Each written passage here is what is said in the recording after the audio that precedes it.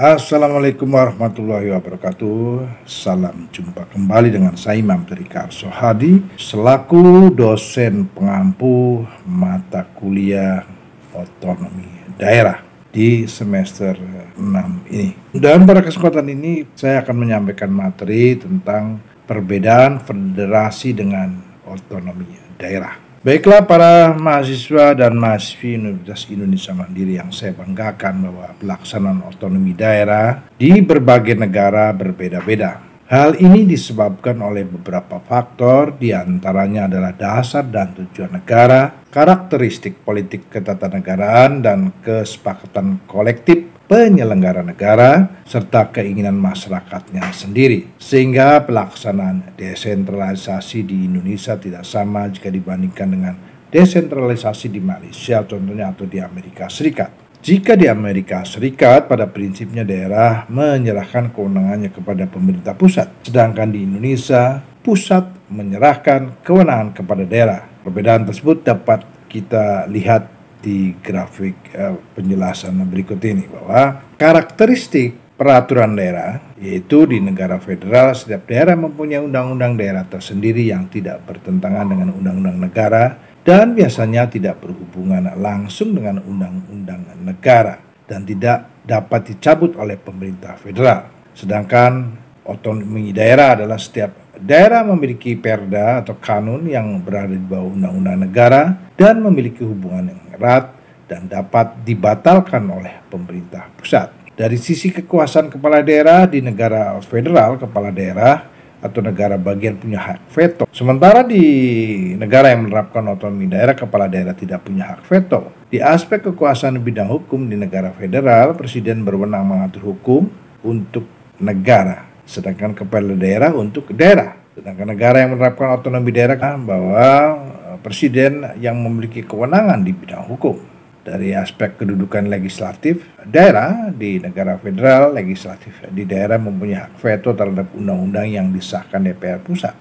Sementara negara yang menerapkan otonomi daerah, legislatif di daerah tidak mempunyai hak veto terhadap undang-undang yang disahkan. Kemudian bentuk desentralisasinya kalau di negara federal desentralisasi Anglo-Sakson, sedangkan di negara yang menerapkan otonomi daerah DPR pusat desentralisasinya adalah kontinental. Dilihat dari aspek derajat kebijakan di negara federal tidak bisa diintervensi dari kebijakan pemerintah pusat. Maka di otonomi daerah bisa intervensi dari kebijakan pusat.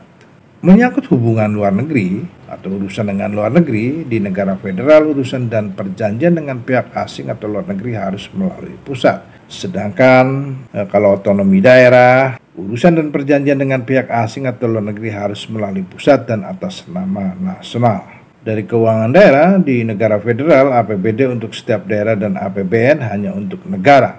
Sedangkan di otonomi daerah, APBN dan APBD tergabung dalam pelaksanaannya dipisah. Dari aspek kewenangan daerah di pemerintahan federal, kewenangan daerah merupakan tanggung jawab Pemda atau pemerintah daerah. Sedangkan di otonomi daerah, kewenangan daerah merupakan tanggung jawab daerah di luar yang menjadi kewenangan pusat. Tetapi pusat juga dapat bersama-sama melaksanakan kewenangan daerah untuk kepentingan nasional. Di negara federasi menyangkut tentang bendera dan lambang daerah, itu bendera dan lambang nasional serta daerah diakui dan sejajar. Sedangkan di negara yang menerapkan otonomi daerah seperti Indonesia, hanya bendera nasional yang diakui sebagai simbol kedaulatan. Sedangkan bendera daerah dan lambang daerah bukan untuk kedaulatan tetapi sebagai bendera dan lambang daerah saja. Baiklah para mahasiswa dan mahasiswi Universitas Indonesia yang saya banggakan, selanjutnya kita akan membahas tentang urgensi otonomi daerah di Indonesia. Pertanyaannya adalah mengapa perkembangan pelaksanaan otonomi daerah, apakah di Indonesia atau di berbagai negara lain, menarik untuk dipelajari, khususnya untuk pelaksanaan otonomi daerah di Indonesia yang mulai efektif dilaksanakan pada tahun 1999, dinilai oleh para akademisi sebagai sebuah fenomena sosial yang menarik. Mengapa tidak? Karena setelah lebih dari 32 tahun Indonesia menjalankan sistem sentralisasi pemerintah, maka pelaksanaan otonomi dengan mengganti sistem sentralisasi ke desentralisasi dipastikan menimbulkan berbagai permasalahan yang menarik untuk diteliti dan dipelajari. Berdasarkan pemahaman tersebut, setidaknya ada berbagai alasan untuk mempelajari otonomi daerah di Indonesia. Yang pertama adalah bahwa Indonesia punya nilai signifikan dalam perkembangan ilmu politik dengan jumlah penduduk yang besar dan heterogen, sehingga patut untuk dijadikan objek kajian.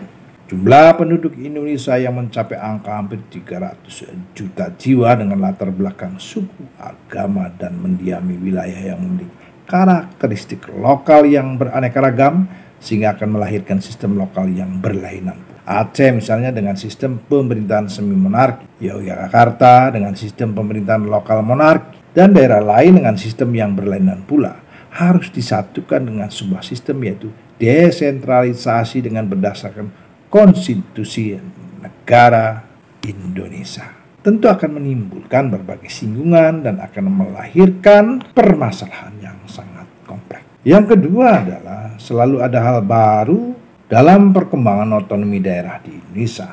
Dari pemekaran daerah, keberhasilan dan kegagalan penyelenggaraan pemerintah daerah, awal pelaksanaan otonomi daerah dengan landasan Undang-Undang Nomor 22 Tahun 1999, ibaratkan daerah-daerah seperti orang buta yang baru bisa melihat, sehingga memunculkan istilah terciptanya raja-raja kecil di daerah. Bahkan hubungan antara pemerintah kabupaten dan kota dengan pemerintah provinsi menjadi kurang harmonis disebabkan tidak jelasnya pembagian kewenangan antar daerah. Ada juga fakta berpindahnya korupsi dari pusat ke daerah. Sebagaimana dijelaskan oleh Direktur Jenderal Otonomi Daerah Kementerian Dalam Negeri Profesor Juherman Sajohan tahun 2014 bahwa 2/3 kepala daerah terlibat kasus korupsi.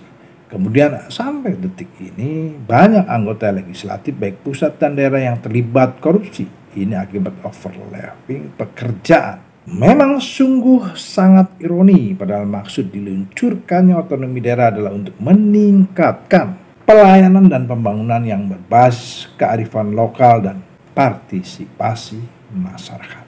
Yang ketiga adalah program-program otonomi daerah masih meninggalkan berbagai masalah yang belum selesai atau belum sesuai dengan cita-cita reformasi, dan juga ada kemajuan yang signifikan. Di antara masalah-masalah yang belum selesai dan membutuhkan penyelesaian selanjutnya adalah: 1.